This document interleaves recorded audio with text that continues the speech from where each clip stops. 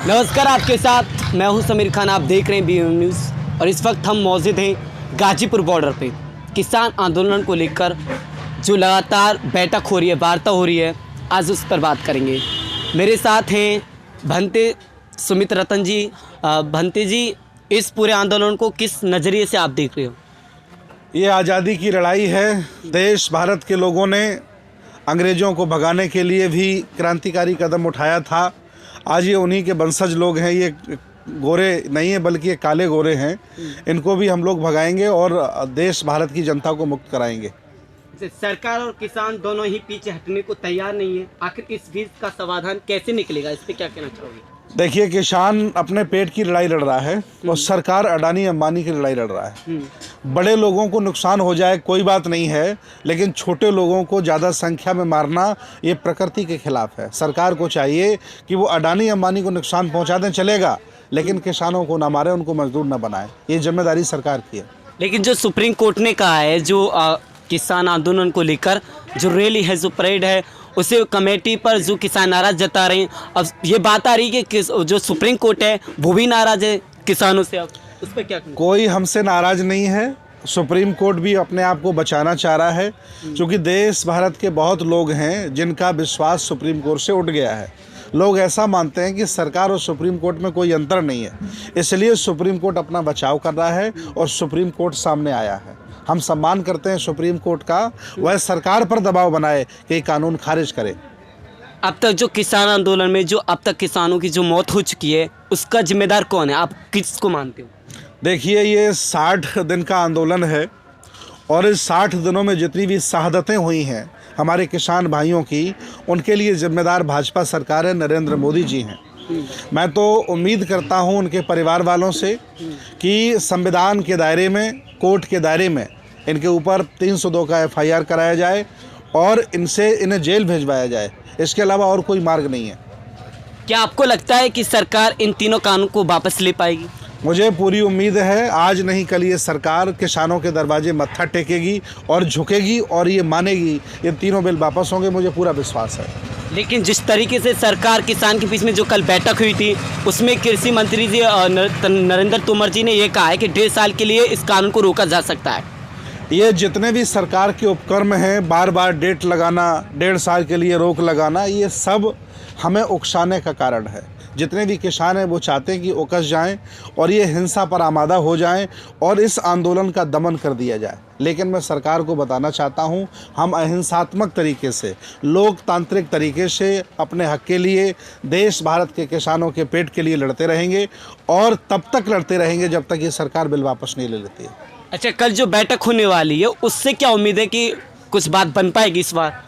वो और 100 बैठकें बुला लें और या ना बुलाएं, तब भी हम अपनी बात पर अड़े रहेंगे। वो MSP पर कानून, गारंटी का कानून बनाए और तीनों ये काले कानून वापस करें। इसके ज़्यादा और हमें कुछ सुनने को तैयार हम लोग नहीं हैं।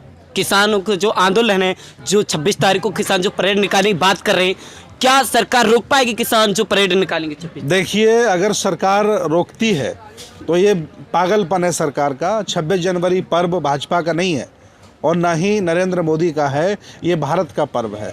और आज जो 26 जनवरी मनाया जाएगा उसमें ना इनका कोई योगदान है।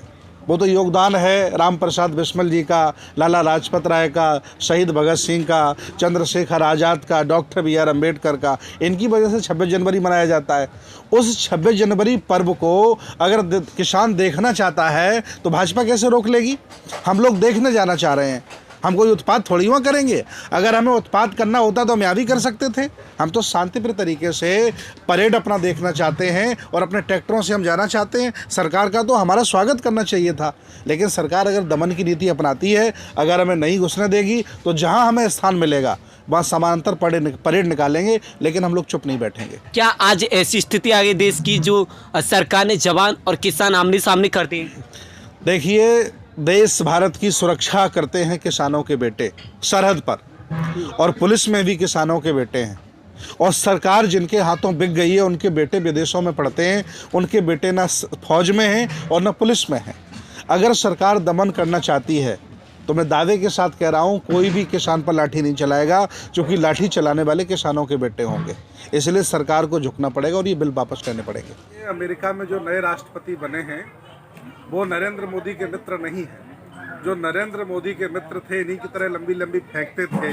रिकॉर्ड है पूरी दुनिया में भारत के प्रधानमंत्री नरेंद्र मोदी का और पूर्व अमेरिका के राष्ट्रपति डोनाल्ड ट्रंप का। ये सबसे ज़्यादा झूठ बोलने वाले, लंबी लंबी फेंकने वाले और ड्रामाबाज लोग थे।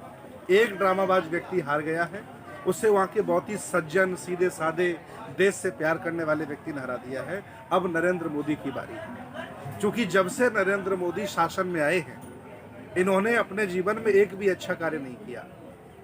एक भी अच्छा कार्य नहीं किया। इन्होंने ट्रेनें बेची, इन्होंने हवाई अड्डे बेचे, इन्होंने LIC बेच डाली, कई राष्ट्रीय कंपनियां बेच डाली और अपने मित्र अडानी अंबानी को लाभान्वित करने के लिए इन्होंने सारे उपक्रम किए। और अगर ये और बने रहे, अभी ये किसानों को बेच रहे हैं, आगे चल कर के हो सकता है कि भारत की लेबर को ये विदेशों में बेचने लगेंगे कॉन्ट्रैक्ट पर। ये कुछ भी कर सकते हैं, शातिर लोग हैं। इसलिए भारत के लोगों, एक विकेट तो गिर गया ट्रंप का, दूसरा विकेट मोदी का भी आपको गिराना है। तभी कुछ किसान सुरक्षित रह सकते हैं और देश, भारत की संस्कृति सुरक्षित रह सकती है। देश के हर धर्म की जाति के लोग गुरु किसानों के साथ हैं, लेकिन जो अपने आप को एक देश का बाबा कहते हैं, जो रामदेव हैं, वो किसानों के साथ क्यों नहीं है? उनके लिए क्या कहना चाहोगे? देखिए, किसानों का आंदोलन है। हम सब लोग अनाज खाते हैं और बाबा रामदेव भी अनाज खाते हैं। हालांकि वो विशेष बाबा हैं। हमारी गायों का दूध 20 रुपए लीटर बिक रहा है और बाबा रामदेव गाय की पेशाब को 70 रुपए लीटर बेच दे रहे हैं। वो व्यापारी बाबा हैं। पहले रहे होंगे रामदेव, लेकिन आजकल वो लाला रामदेव हो गए हैं, वो व्यापारी हो गए हैं। अगर उस व्यक्ति को किसानों पर दया नहीं है तो वो बाबा किसी काम के नहीं है। संत की परिभाषा है सहनशीलता, नम्रता, त्याग, और जिस व्यक्ति में ये नहीं पाया जाता है वो मेरे हिसाब से संत नहीं है। मैं आह्वान करता हूँ सभी धर्मों के लोगों से, मैं आह्वान करता हूँ IAS, PCS, जजेस, डॉक्टर, इंजीनियर, नेता, अभिनेता, व्यापारी, सन्यासी, मास्टर, पत्रकार, सामाजिक, राजनीतिक, धार्मिक, आर्थिक, आप सब लोग किसानों से जुड़े हैं। बिना किसानों के आप जिंदा नहीं रह सकते हैं। आप अनाज खाने वाले लोग हैं। किसानों का साथ दें और उनका मान सम्मान बचाएं। उनके पेट पर जो लात मारी जा रही है, उनको अपनी ही ज़मीन में जो मजदूर बनाया जा रहा है, उनकी रक्षा करें, सुरक्षा करें। अगर आप ऐसा नहीं करेंगे तो आने वाले समय में जब भी इतिहास लिखा जाएगा तो काले अक्षरों में आपका नाम लिखा जाएगा। दावे के साथ आपसे। तो ये भंते सुमित रतन जी थे। इनका भी कहना ये है कि सरकार को किसानों के सामने झुकना पड़ेगा।